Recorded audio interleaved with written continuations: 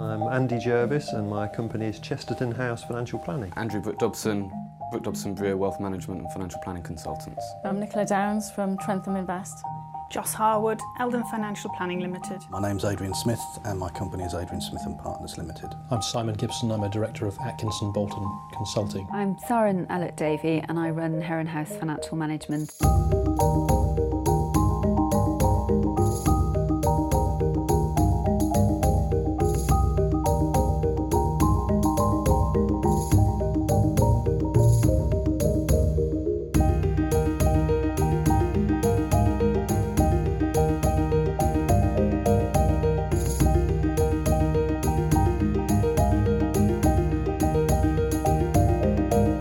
The key distinction between an advice proposition and an investment proposition is adding value to a client's affairs, but not just focusing on the investments. The investments are a means to an end. What else is the client wanting to achieve? Clients come to us for advice. They don't come to us to buy an ISA, or they come for overall advice. And so investment is secondary. What it means is that there's a look at what your financial affairs are like, how they fit into your overall lifestyle, fit with your goals and plans. We're actually trying to help clients achieve specific objectives and help them achieve milestones in their life, which I find tremendously rewarding. An example we use with this is that of having a wall, and I think too many people traditionally have topped out their wall before they've put in sound foundations, and the topping out is the product.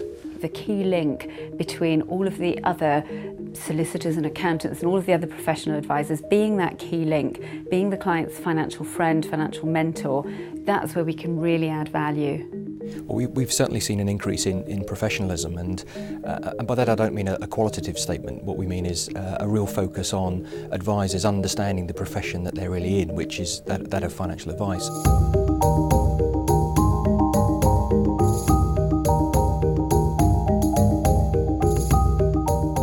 The first thing they have to do is be able to listen, which is something that many advisors who come from a sales background, me as well, find very difficult.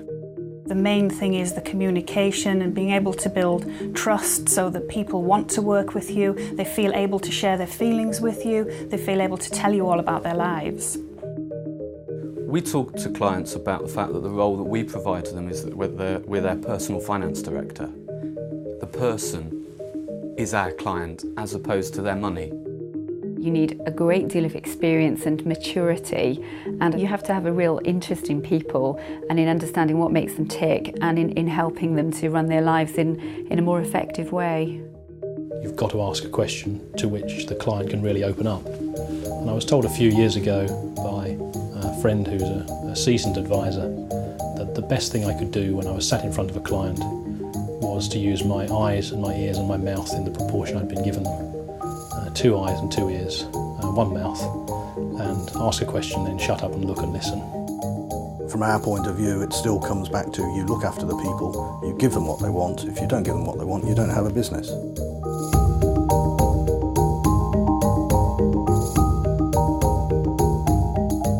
The whole debate about RDR has encouraged advisors to become more professional. I think there's hugely more focus on becoming certified financial planners and chartered financial planners. I think everyone is talking about that. We're quite keen to see things like the RDR, not necessarily absolutely as published at the moment, and some of the other changes that the FSA are promoting, because we don't and haven't been in an industry in our business for a long time. We consider ourselves to be in a profession. It's something that probably couldn't have happened 20 years ago, but maybe should have happened 20 years ago, and I'm really pleased that we've got to the stage now where we're starting to see a real emphasis on professionalism. We have seen the regulators wanting advisors to change their business models to demonstrate more professional practice. Those people who don't jump on board now and increase their professionalism and go down the qualifications route and either become certified or chartered, then I think the barrier to entry in future for them is going to be higher than ever. The only need there is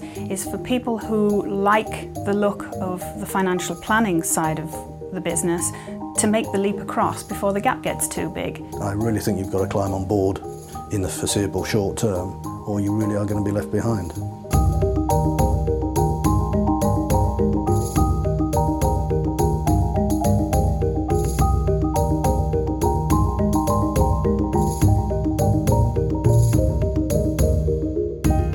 I think it's a much better place to join today than it was, say, 5 years ago.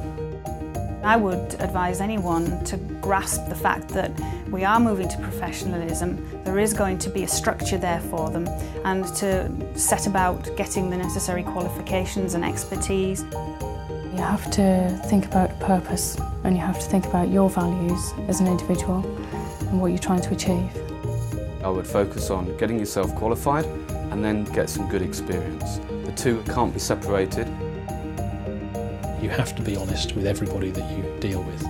It doesn't mean that you're automatically going to be right, but you do have to have a strength and a belief, convictions, if you like. The first thing I would advise is that you get properly qualified and that you try and align yourself with a firm that actually embraces the new model, because there are a lot out there that don't. Moving your proposition to anchor that around your advice proposition means you're in complete control of that, and I think we see more advisors recognising that. The whole point of being in business is that you offer something that you want to offer. You're happy on a Monday morning to go and do it. It still pleases you to do it. I think so long as you look after the people and you've got support staff, clients will want you. Our clients love us, we love them. It's about enjoying ourselves and doing a good job and being well paid for it.